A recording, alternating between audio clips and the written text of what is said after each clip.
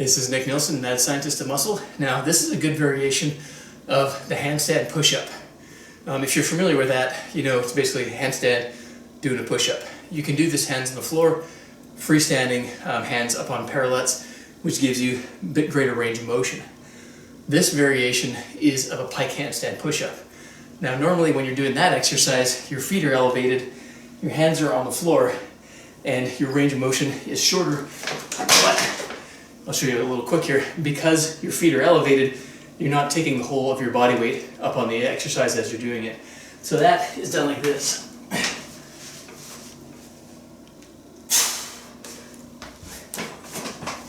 As you can see, definitely easier. This variation, you're going to set your hands on the edge of a bench with your feet elevated on something even higher. In this case, the bar in the power rack. So what you're going to do here, hook your feet over that bar, set your hands on the front edge of the bench here, so that when you're doing the exercise, your head can come down in front of the bench. Just like when you're doing a military press, the bar comes down in front of your head.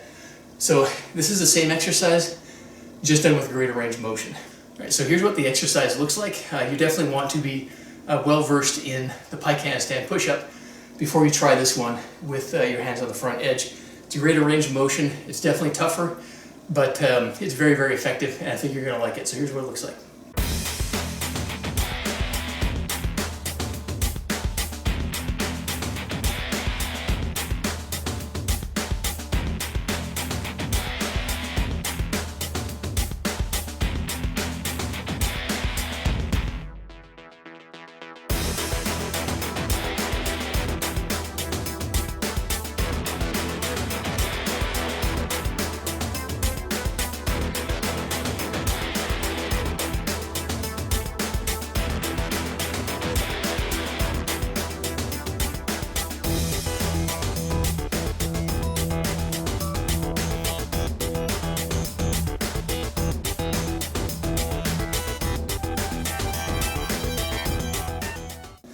So that's the exercise. Now when you're doing this one of the key benefits of this is at the bottom of each rep, and you probably saw me doing this, you can actually rest your upper chest on the bench. This gives you dead stop at the bottom of every rep. It's very, very effective for building power in the shoulders.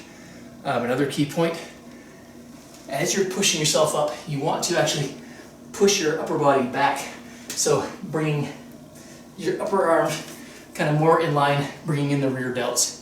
So what I've found with this one is you do tend to kind of flatten out a little bit at the bottom, but as you push up, you want to get more and more into that pike position so that you'll see from the video, as you're pushing up, you're kind of extending. Just like if you're doing a regular press, you start here and you shift your body underneath the bar so that it's straight up overhead at the top. You're trying to accomplish the same thing in pike form here. So give this exercise a try, especially if you're comfortable with the Pike Handstand push-up already. You're going to like this one.